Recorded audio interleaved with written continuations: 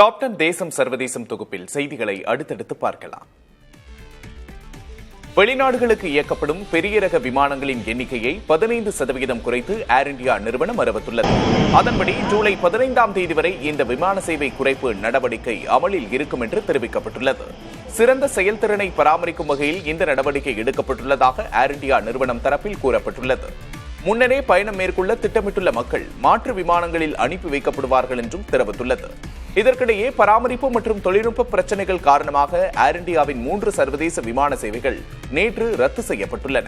இதில் பயணிகள் விமானங்களில் ஏறிய பிறகு 2 விமான சேவைகள் ரத்து செய்யப்பட்டதாக தெரிவிக்கப்பட்டுள்ளது.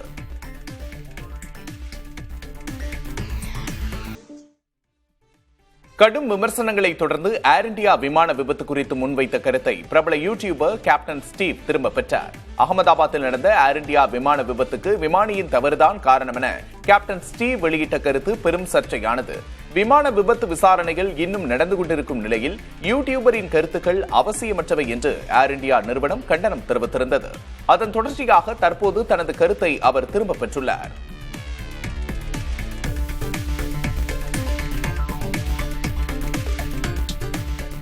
இஸ்ரேல் ஈரான் இடையிலான மோதல்கள் தீவிரமடைந்து வரும் நிலையில் ஈரானில் சிக்கியுள்ள இந்தியர்களை மீட்டு வர ஆபரேஷன் சிந்து நடவடிக்கையை மத்திய அரசு தொடங்கியுள்ளது. இந்தியாவிலிருந்து தனி விமானங்கள் அனுப்பி வைக்கப்பட்டு அங்கிருந்து இந்திய மக்களை பாதுகாப்பாக அழைத்து வரும் நடவடிக்கைகள் முன்னெடுக்கப்பட்டுள்ளன. இந்த பணிகளை அங்குள்ள இந்திய தூதரக அதிகாரிகள் ஒருங்கிணைத்து வருகின்றனர். இந்நிலையில் இந்த நடவடிக்கையின் கீழ் வடக்கு ஈரானில் இருந்து 110 இந்திய மாணவர்கள் பாதுகாப்பாக இந்தியாவுக்கு அழைத்து வரப்பட்டுள்ளதாக தெரிவிக்கப்பட்டுள்ளது.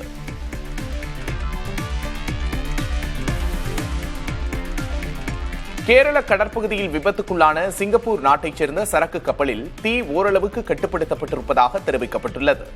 கொச்சி கடற்கரைக்கு அருகே சிங்கப்பூர் கொடியோடு சென்று கொண்டிருந்த MV வான் ஹாய் 503 என்ற சரக்கு கப்பலில் கண்டெய்னர் ஒன்றில் ஏற்பட்ட வெடி விபத்தை அடுத்து தீப்பிடித்துள்ளது.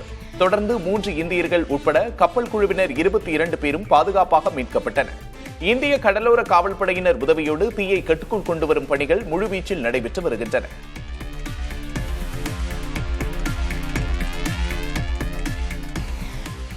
கர்நாடகாவில் தினசரி வேலை நேரம் 9 மணியிலிருந்து 10 மணி நேரமாக அதிகரிக்க சட்ட திருத்தங்களை மாநில அரசு வரையறுத்துள்ளது. அதோடு 3 மாதங்களுக்கான மிகை நேர வேலை வரம்பை 50 மணியிலிருந்து 144 மணி நேரமாக உயர்த்தவும் திட்டமிடப்பட்டுள்ளது. இந்த நகர்வை நவீன அடிமைத்தனம் என்று கடுமையாக விமர்சித்துள்ள தொழிற்சங்கத்தினர் இந்த நடவடிக்கையால் தொழிலாளர்களின் உடல்நலம், வேலை, வாழ்க்கை சமநிலை மற்றும் வேலைவாய்ப்பு பாதுகாப்பில் கடுமையான எதிர்மறை விளைவுகள் ஏற்படும் என்று எச்சரித்துள்ளனர்.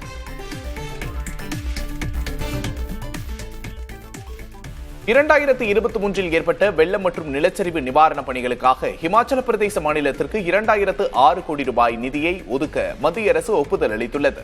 இதில் 1504 கோடி ரூபாய் நிதி தேசிய பேரிடர் மீட்புப் படையின் கீழ் மத்திய அரசால் ஒதுக்கப்படும் நிதியாகும். மத்திய உள்துறை அமைச்சர் அமித்ஷா தலைமையில் நடைபெற்ற உயர்மட்ட ஆலோசனைக் கூட்டத்தில் இந்த முடிவு எடுக்கப்பட்டுள்ளது. பேரிடர் ஏற்பட்ட பகுதிகளில் நிவாரணப் பணிகளை மேற்கொள்ள இந்த நிதி பயன்படுத்தப்படும் என்று தெரிவிக்கப்பட்டுள்ளது.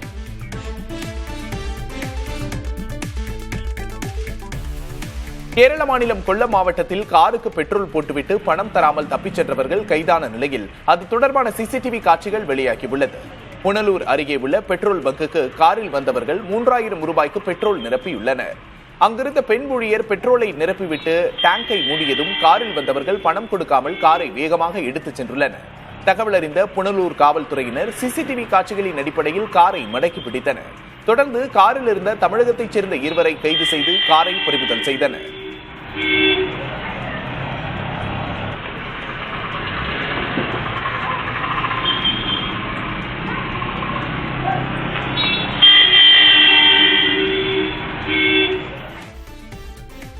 ஆசிய பசிபிக் பிராந்தியத்தின் முதல் கூகுள் பாதுகாப்பு பொறியியல் மையம் தெலுங்கானா தலைநகர் ஹைதராபாத்தில் திறக்கப்பட்டுள்ளது.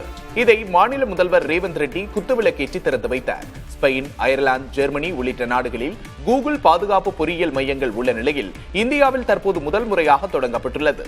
இணைய பாதுகாப்பு ஆராய்ச்சி மற்றும் மேம்பாட்டுக்காக செயல்படும் இந்த மையத்தில் செயற்கை நுண்ணறிவு அடிப்படையில் தீர்வுகள் காணப்படும் என்று தெரிவிக்கப்பட்டுள்ளது.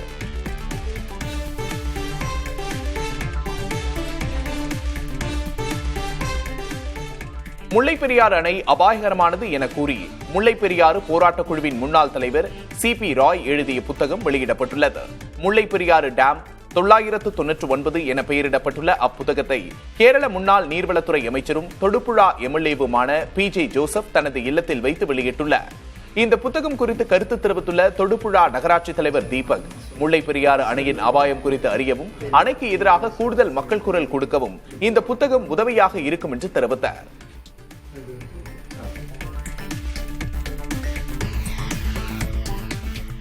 மகாராஷ்டிராவில் பள்ளிகளில் 3வது மொழியாக ஹிந்தியை கற்க வேண்டும் என்பது கட்டாயம் அல்ல என்று அம்மாநில முதல்வர் தேவேந்திர பட்னாவிஸ் அறிவித்துள்ளார். இதுகுறித்து பேசிய அவர், 1 முதல் 5ஆம் வகுப்பு வரை ஹிந்தி மொழி முதலில் கட்டாயமாக்கப்பட்டிருந்த நிலையில் அந்த விதி நீக்கப்பட்டு அரசாணை வெளியிடப்பட்டுள்ளதாக தெரிவித்தார்.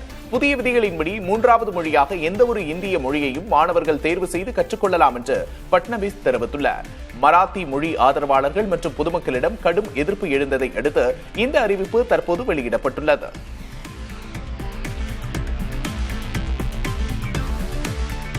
கோவாவில் முதல்வர் துறையில் ஊழல் குற்றச்சாட்டுகளை முன்வைத்த மாநில அமைச்சர் அமைச்சரவையிலிருந்து விடுவிக்கப்பட்டுள்ளார்.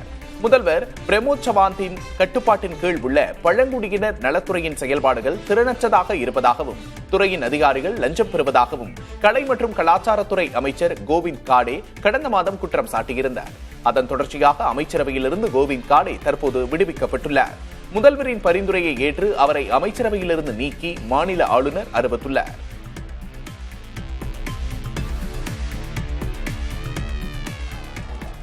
ஆந்திர முன்னாள் முதல்வர் ஜெகன்மோகன் தற்கொலை செய்து கொண்ட தனது கட்சி நிர்வாகி குடும்பத்தினருக்கு தொண்டர்கள் புடைசூழ சென்று ஆறுதல் தெரிவித்துள்ளார்.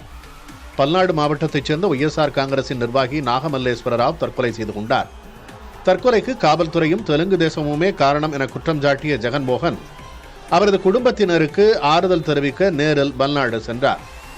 அவருடன் 100 பேர் மட்டுமே செல்ல வேண்டும் என காவல்துறை கட்டுப்பாடு விதித்தது.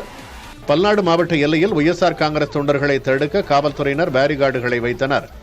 அவற்றை முன்னாள் அமைச்சர் அம்பதி ராம்பாபு அகற்ற முயன்றதால் அவருக்கும் காவல்துறையினருக்கும் மோதல் ஏற்பட்டது.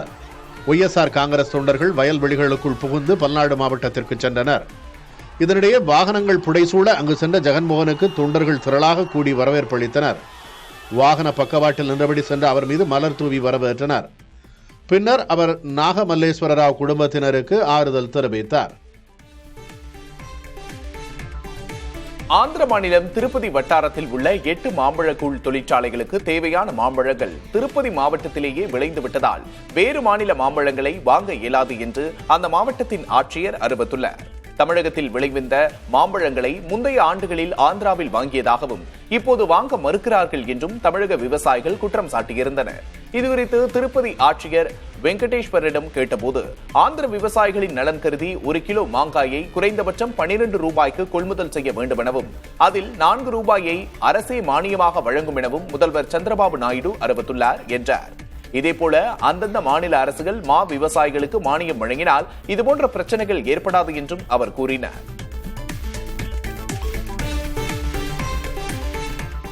மத்திய பிரதேசத்தில் ரயில் பாதையின் மேலே 90 டிகிரி கோணத்தில் செங்குத்தாக திரும்பும் வகையில் கட்டப்பட்டுள்ள ஒரு பாலம் கடும் விமர்சனங்களை சந்தித்த நிலையில் அப்பாலம் மறு வடிவமைப்பு செய்யப்பட உள்ளது. போபாலில் 18 கோடி ரூபாய் செலவில் 648 மீட்டர் நீளமும் 8.5 மீட்டர் அகலத்தில் ஒரு பாலம் அமைக்கப்பட்டுள்ளது. ரயில் பாதைக்கு நேர் மேலே வித்தியாசமான வடிவமைப்போடு உள்ள பாலத்தில் விபத்துக்கள் அதிகளவில் ஏற்பட வாய்ப்புள்ளது என்று பொதுமக்கள் கூறியிருந்தனர். சமூக வலைதளங்களிலும் விமர்சனங்கள் எழுந்தன. இதனையடுத்து பாலம் மறு வடிவமைப்பு செய்யப்படும் என்று அரசு தெரிவித்துள்ளது.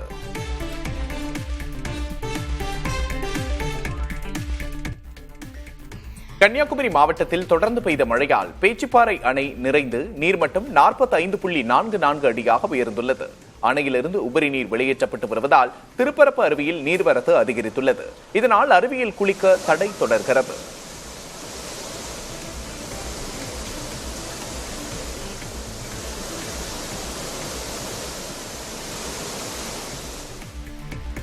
தேசிய கராத்தே போட்டியில் பதக்கம் வென்ற திருச்சி மாணவிகளுக்கு விமான நிலையத்தில் உற்சாக வரவேற்பு அளிக்கப்பட்டது.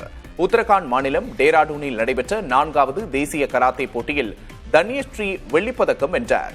சுபந்தனா, KP தனுஷ்கா மற்றும் மித்ரா ஆகியோர் வெண்கல பதக்கங்களை வென்றனர். இவர்கள் அனைவருக்கும் மக்கள் சக்தி இயக்கத்தின் சார்பில் மாலை அணிவித்து வரவேற்பு அளிக்கப்பட்டது.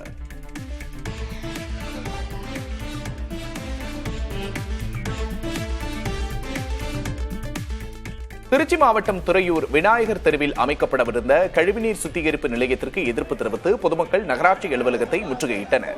பேச்சுவார்த்தை நடத்திய பொறுப்பு ஆணையர் ராமர் பணிகளை தற்காலிகமாக நிறுத்தி வைப்பதாக உறுதியளித்ததை அடுத்து போராட்டம் கைவிடப்பட்டது.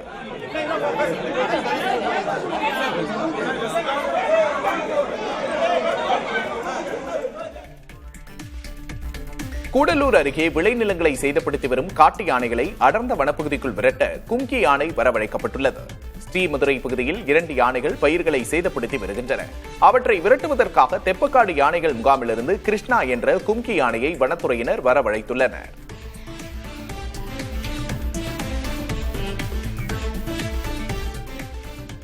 சேலம் மாவட்டம் ஓமலூர் சுற்றுவட்டார பகுதிகளில் குளிர்ந்த காற்றோடு மழை பெய்வதால் வெப்பம் தணிந்து நேற்று காலை முதல் வெயில் சுட்டரித்து வந்த நிலையில் மாலையில் கனமழை பெய்தது. ஒரு வார இடைவெளிக்கு பிறகு மீண்டும் மழை பெய்ததால் மக்கள் மகிழ்ச்சி அடைந்தனர்.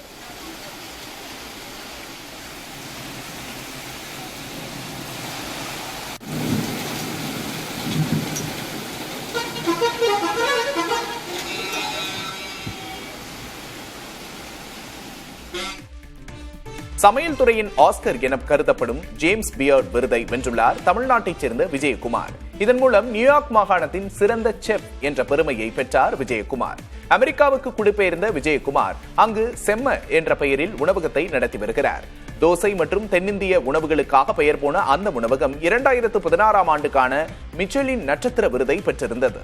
தனது அம்மா மற்றும் பாட்டியின் சமையலால் ஈர்க்கப்பட்டு அவர்களின் சமையல் குறிப்பை பயன்படுத்தி வந்ததாக நேர்காணல் ஒன்றில் விஜயகுமார் தெரிவித்திருந்தார்.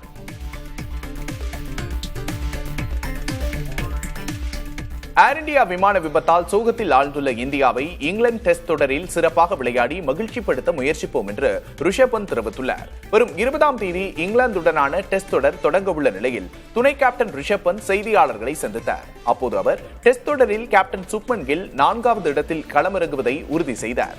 5வது இடத்தில் தான் களமிறங்கப் போவதாக கூறிய அவர் 3வது இடத்தில் யாரை இறக்குவது என்று ஆலோசனை நடைபெறுவதாகவும் கூறினார்.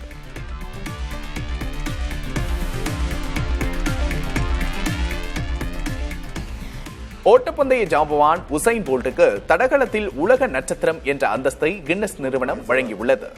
இங்கிலாந்தின் மான்செஸ்டரில் நடைபெற்ற நிகழ்ச்சியில் இவ்விருது உசைன் போல்ட்டுக்கு வழங்கப்பட்டது. ஜமைக்கா நாட்டைச் சேர்ந்தவரான உசைன் போல்ட் ஓட்டப்பந்தயத்தில் 15 உலக சாதனைகளை படைத்துள்ளார். 100 மீட்டரை 9.58 நொடிகளில் கடந்து உலகின் அதிவேக வீரர் என்ற சாதனையும் அவர் கைவசம் வைத்துள்ளார். 200 மீட்டர் பந்தயத்தில் 19.19 நொடிகளில் கடந்து அப்பிரிவிலும் உலக சாதனையை தன்வசப்படுத்தியுள்ளார்.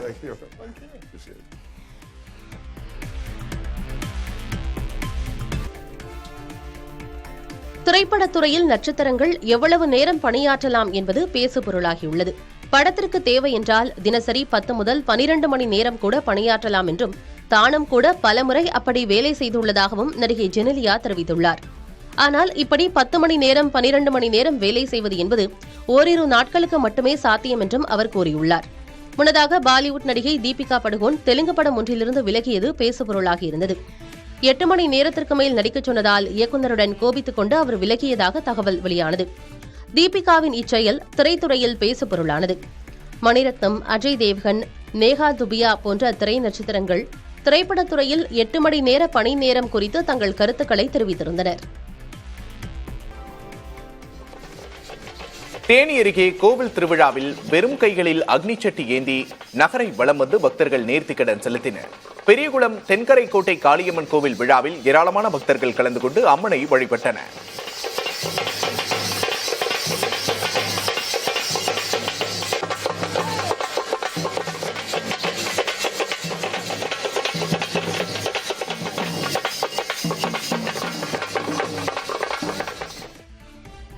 $850 கோடி ரூபாயை போனஸாக கொடுத்து ஏஐ நிபுணர்களை தங்கள் நிறுவனத்திலிருந்து இழுக்க மெட்டா நிறுவனம் முயற்சிப்பதாக ஓபன் ஏஐ நிறுவன தலைவர் சாம் ஆல்ட்மன் குற்றம் சாட்டியுள்ளார். இதை தவிர வருடாந்திர ஊதியமும் தனியாக உயர்த்தி வழங்க அழைப்பு விடுக்கப்பட்டிருப்பதாகவும் அவர் குறிப்பிட்டுள்ளார். எனினும் நல்ல வேளையாக தங்கள் ஊழியர்கள் மெட்டாவின் வலையில் சிக்கவில்லை என்று ஆல்ட்மன் கூறியுள்ளார். பாட்காஸ்ட் நிகழ்ச்சி ஒன்றில் பேசிய போது தன் மனதில் உள்ள ஆதங்கத்தை ஆல்ட்மன் பகிர்ந்து கொண்டார். நாமக்கல் ஆஞ்சநேயர் கோயிலில் 500 கிலோ மாம்பழங்களை கொண்டு சிறப்பு அலங்காரம் செய்யப்பட்டு வழிபாடு நடைபெற்றது. இந்த ஆண்டு மாம்பழங்களுக்கு நல்ல விலை கிடைக்கவும் உலக நன்மைக்காகவும் பக்தர் ஒருவர் இந்த மாம்பழங்களை நன்கொடையாக வழங்கினார்.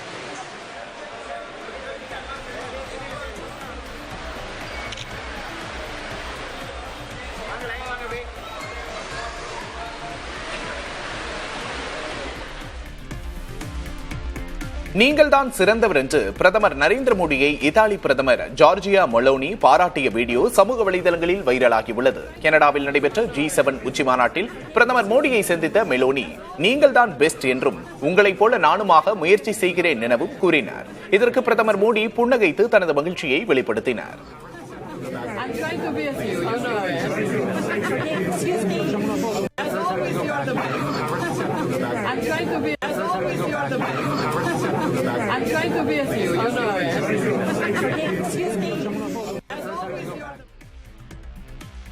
மதுரையில் சாலையில் சென்று கொண்டிருந்த காரில் தீப்பற்றிய நிலையில் ஓட்டுநர் நல்வாய்ப்பாக உயிர் தப்பினார். SS காலனியைச் சேர்ந்த சுரேஷுக்கு சொந்தமான காரை ஹேமந்த்குமார் என்பவர் ஓட்டிச் சென்றார். கூடல்புதூர் அருகே சென்றபோது காரில் இருந்து புகை வந்ததால் ஹேமந்த் கீழே இறங்கினார். அதற்குள் மளமளவென காரில் தீப்பற்றியது.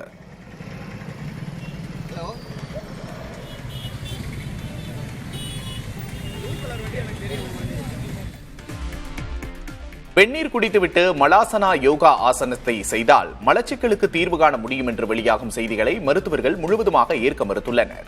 வெந்நீரும் மலாசனா ஆசனமும் நன்மை தரும் என்றாலும் இது ஒரே நாளில் முழுமையான தீர்வை தராது என தெரிவித்துள்ளனர். இதுபோன்ற தற்காலிக தீர்வுகளை நம்ப வேண்டாம் என்றும் அறிவுறுத்தியுள்ள மருத்துவர்கள் நாள்பட்ட மலச்சிக்கல் பிரச்சனைகள் இருந்தால் மருத்துவ ஆலோசனை பெறுவது நல்லது என்று தெரிவித்துள்ளனர். மலச்சிக்கல் ஏற்படாமல் இருக்க சரியான உணவு, நீர்ச்சத்து, உடற்பயிற்சி அவசியம் என்று மருத்துவர்கள் தெரிவித்துள்ளனர்.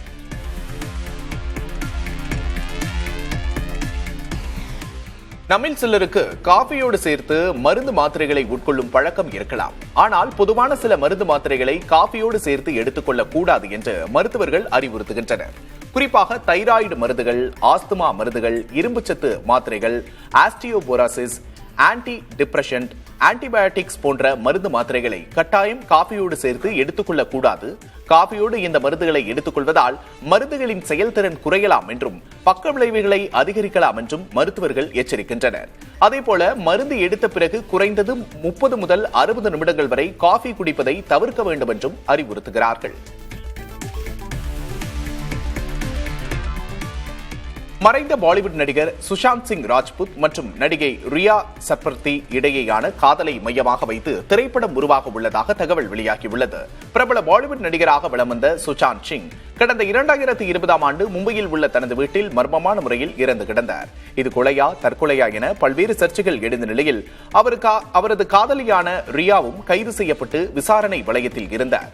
இந்த நிலையில் சுஷாந்த் சிங் அவரது காதலி ரியா இடையிலான காதலை வைத்து திரைப்படம் தயாராக உள்ளது. உலகின் சக்தி வாய்ந்த குண்டாக பங்கர் பஸ்டர் குண்டு பார்க்கப்படுகிறது. அணுகுண்டுக்கு அடுத்தபடியாக வலிமை வாய்ந்ததாக கருதப்படும் இவ்வகை குண்டுகள் குறித்து தற்போது பார்க்கலாம்.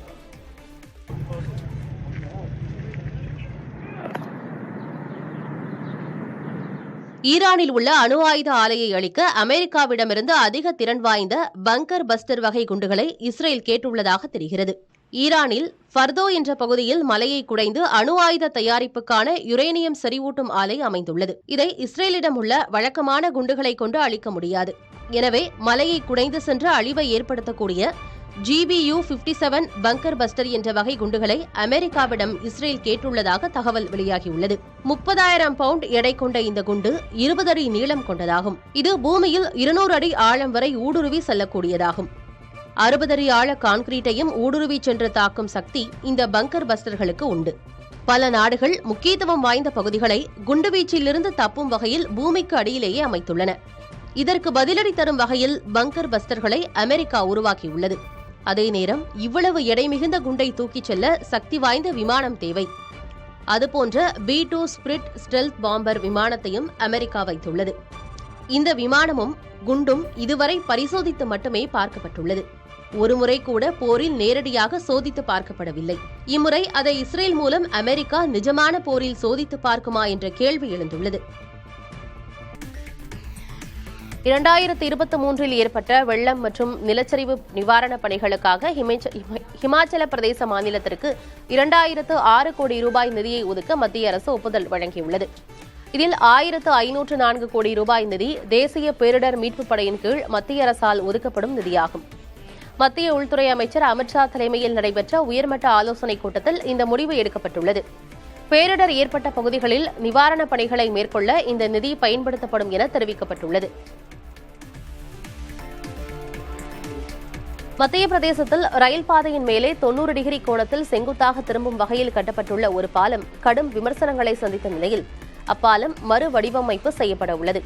போபாலில் 18 கோடி ரூபாய் செலவில் 648 மீட்டர் நீளம் 8.5 மீட்டர் அகலத்தில் ஒரு பாலம் அமைக்கப்பட்டுள்ளது.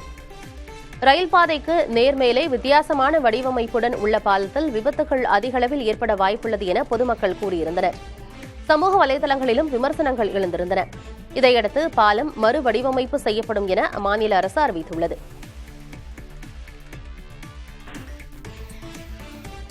எக்ஸ் தளத்தில் உள்ளதைப் போலவே இன்ஸ்டாகிராமிலும் ரீபோஸ்ட் ஆப்ஷனை மெட்டா நிறுவனம் கொண்டுவர உள்ளது. உலக அளவில் இளைஞர்கள் அதிகம் பயன்படுத்தி வரும் இன்ஸ்டாகிராம் செயலியில் நாளுக்கு நாள் புது அப்டேட் வந்து கொண்டே இருக்கிறது. அந்த வகையில் இன்ஸ்டாகிராம் பயனர்கள் தங்களின் சொந்த பதிவுகள் மட்டுமல்லாமல் தங்களுடைய ஃபாலோவர்ஸ் பதிவுகளையும் இணைத்து புதிய போஸ்டை பதிவிடும் வகையில் ரீபோஸ்ட் ஆப்ஷனை அறிமுகப்படுத்த உள்ளது. இந்த வசதி விரைவில் வர உள்ளதாக தகவல் வெளியாகியுள்ளது.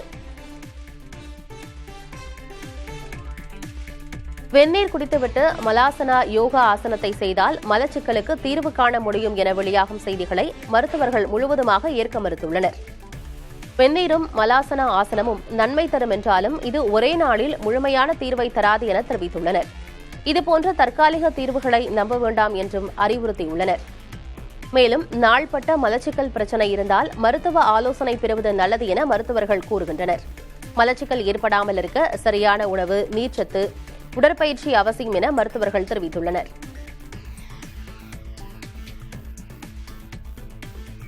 திரைப்படத்துறையில் நட்சத்திரங்கள் எவ்வளவு நேரம் பணியாற்றலாம் என்பது பேசுபொருளாகியுள்ளது. படத்திற்கு தேவை என்றால் தினசரி 10 முதல் 12 மணி நேரம் கூட பணியாற்றலாம் என்றும் தானும் கூட பலமுறை அப்படி வேலை செய்துள்ளதாகவும் நடிகை ஜெனிலியா தெரிவித்துள்ளார். ஆனால் இப்படி 10 மணி நேரம் 12 மணி நேரம் வேலை செய்வது என்பது ஓரிரு நாட்களுக்கு மட்டுமே சாத்தியம் என்றும் அவர் கூறியுள்ளார். முன்னதாக பாலிவுட் நடிகை தீபிகா படுகோன் தெலுங்கு படம் ஒன்றிலிருந்து விலகியது பேசுபொருளாகியிருந்தது. 8 மணி நேரத்திற்கு மேல் நடிக்கச் சொன்னதால் இயக்குநருடன் கோபித்துக் கொண்டு அவர் விலகியதாக தகவல் வெளியானது. தீபிகாவின் இச்செயல் திரைத்துறையில் பேசுபொருளானது. மணிரத்னம், அஜய் தேவ்கன், நேஹா துபியா போன்ற திரை நட்சத்திரங்கள் திரைப்படத்துறையில் 8 மணி நேர பணி நேரம் குறித்து தங்கள் கருத்துக்களை தெரிவித்திருந்தனர். செய்திகளை தொடர்ந்து பார்க்கலாம் சிறிய இடைவேளைக்கு பிறகு.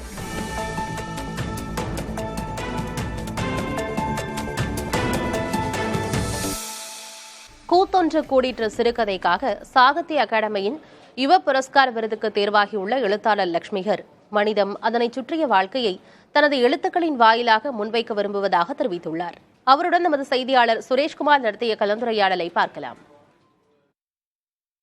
சாகித்ய அகாடமி விருது பெறுறது தான் நிறைய எழுத்தாளர்களுடைய ஒரு கனவா இருக்கும். உங்களுக்கு அந்த இளம் எழுத்தாளருக்கான விருது என்பது அறிவிக்கப்பட்டிருக்கு. தமிழுக்கான சிறுகதை தொகுப்பிற்கு வழங்கப்பட்டிருக்கு. இந்த விருது கிடைச்ச எப்படி பாக்குறீங்க? முதல்ல ரொம்ப சந்தோஷமா இருக்கு. விருதுக்காகன்னு ஒன்று எழுதுறது கிடையாது. எழுத்து விருதுக்காக எழுதணுங்கிறது ஒன்று கிடையாது. பட் ஆனால் அந்த எழுத்து விருதை நோக்கி நகரும் போது நிறைய வாசகரோட பார்வை கிடைக்கும். இன்னும் அந்த எழுத்து கூடுதலான கவனம் பெறுறப்போ அந்த எழுத்துக்கான அங்கீகாரம் இன்னும் கூடும். ஸோ அதுதான் அப்படியான ஒரு விருதாக தான் இதை நான் கருதுறேன். ரொம்ப முக்கியமான விருது. அது கிடைச்சதுல ரொம்ப சந்தோஷம். சொந்த ஊர் மதுரை உசிலம்பட்டி. பட் ஆனால் என்னோட எழுத்துக்களில் நான் பரவலான ஒரு கவனம் பெறணும். ஒரு நிலத்தை மட்டும் சார்ந்த இயங்கக்கூடாதுங்கிற ஒரு முடிவோடு இருக்கேன் நான். ஏன் அப்படின்னா இப்போ இருக்கக்கூடிய ஒரு காலகட்டம்ங்கிறது தனி மனிதனுக்கான ஒரு காலகட்டமாக மாறிட்டு வரப்போ ஒரு நிலம் சார்ந்த ஒன்று நமக்குன்னு தேவைதான். பட் ஆனால் அந்த நிலத்தை தாண்டிய ஒரு மனிதத்தை சுற்றியான ஒரு வாழ்க்கை, அவங்களோட பார்வை, அதை பற்றியான ஒரு கதைகளை தான் நான் முன்வைக்கணும்னு நினைக்கிறேன். இந்த விருது பெற்ற இந்த சிறுகதை தொகுப்புன்றது எதை மையப்பொருளா வச்சு எழுதியிருக்கிறீங்க? குறிப்பா இளைஞர்களுக்கு கவரும் வகையில் ஏதாவது எழுதியிருக்கீங்களா? எப்படி இருக்கு? இளைஞர்களை கவரும் வகையின்னு சொல்ல முடியாது. எல்லாருக்குமான ஒரு எழுத்தா இருக்கணும். அப்படிதான் எல்லாருக்கும் ஒரு ஜனரஞ்சகமான எழுத்தா மாறணுங்கிறது அவசியம் கிடையாது. பட் ஆனால் ஒரு எழுத்துக்கு நம்ம ஒரு நேர்மையாக இருக்கும் பட்சத்தில் அது தனக்கான ஒரு இடத்தை வந்து அதுவும் அடைஞ்சிக்கும். அதுக்கான இதாக தான் இதை பார்க்குறேன். இந்த தொகுப்பையும் இதை ஆரம்பித்த இடமும் அப்படியா தான் இருக்குது, அது இங்கே வந்து நிற்கிற இடமும் அப்படியா தான் இருக்குது. வாழ்க்கையில் அடுத்த கட்டமாக போக வேண்டிய தூரங்கள் நிறைய இருக்கிறதா நீங்கள் பல காலங்களில் சொல்லியிருக்கீங்க. இப்போ நீங்கள் வந்து சினிமா துறையில் தொடர்ந்து அதில் பயணிக்கக்கூடியதையும் பார்க்க முடியுது. சினிமா ஒரு பக்கம், எழுத்து ஒரு பக்கம். சினிமாவில் என்னவாயிட்டு? இல்லை, எல்லா ஆர்ட் ஃபார்முக்கும் ஒவ்வொரு கிராஃப்ட்ஸ் இருக்குது. அந்த கிராஃப்ட்ஸுக்கான ஒரு தனித்துவத்தை நம்ம கை கொண்டுட்டோம் அப்படின்னா அது வந்து அதுக்கான எல்லையில் கொண்டு போய் நம்மளை விட்டுரும். அதுக்கான கற்றலும் அதுக்கான ஒரு தேடலும் இருக்கும் பட்சத்தில் நம்ம அதுக்கு தகுதியான ஆளாக நம்மளை தயார்படுத்திக்கணும். அதுக்கான ஒரு விருதாகவும் இதை நான் பார்க்குறேன்.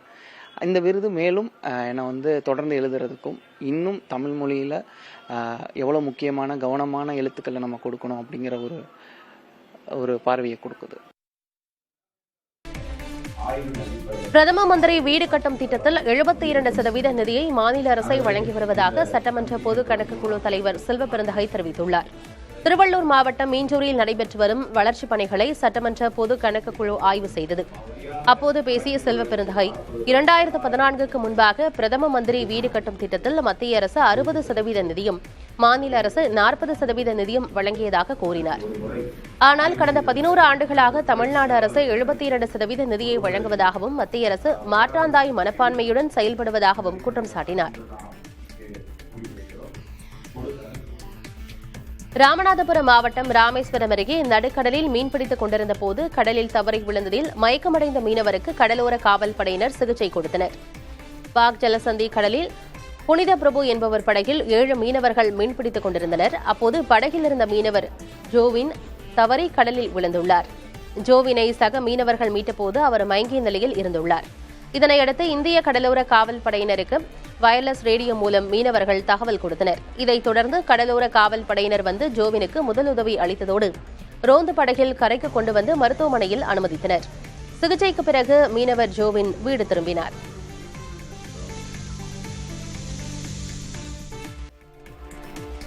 திருவண்ணாமலை மாவட்டம் வந்தவாசி அருகே 200 டன் கொண்ட பிரம்மாண்ட ஆஞ்சநேயர் சிலையை கார்கோ லாரியில் கொண்டு செல்ல 2வது நாளாக முயற்சி மேற்கொள்ளப்பட்டது. வந்தவாசி அடுத்த கோரக்கோட்டை கிராமத்தில் ஒரே கல்லில் மிக பிரம்மாண்ட ஆஞ்சநேயர் சிலையை கடந்த 4 மாதங்களாக 10 பேர் கொண்ட சிற்பிகள் செதுக்கி வந்தனர். 36 டன் உயரம், 200 டன் எடை கொண்ட இந்த சிலையை பழவேரியில் உள்ள சிற்பக்கூடத்துக்கு கொண்டு செல்லும் விதமாக 158 டயர்கள் கொண்ட கார்கோ லாரி கொண்டுவரப்பட்டது. சிலை இருக்கும் இடத்திற்கு லாரி செல்ல முடியாததால் பல்வேறு சிக்கல்களுக்கு பிறகு முயற்சி செய்து சிலை இருக்கும் இடத்தில் லாரியை நிலைநிறுத்தினர். இந்த பணியானது சுமார் 7 மணி நேரம் நீடித்தது. பிறகு சிலை செல்லும் வழியில் மண் சாலையை சரி செய்யும் பணிகளில் ஊழியர்கள் ஈடுபட்டனர். 2வது நாளாக ஊழியர்கள் ஆஞ்சநேயர் சிலையை ஜாக்கி மற்றும் கட்டைகளை அகற்றி கார்கோ லாரியில் நிறுத்தினர். 3 கார்கோ என்ஜின் மூலம் இரும்பு ரோப் கட்டி 50 அடி பள்ளத்திலிருந்த ஆஞ்சநேயர் சிலையை மண் சாலைக்கு ஊழியர்கள் கொண்டு வந்து நிறுத்தினர்.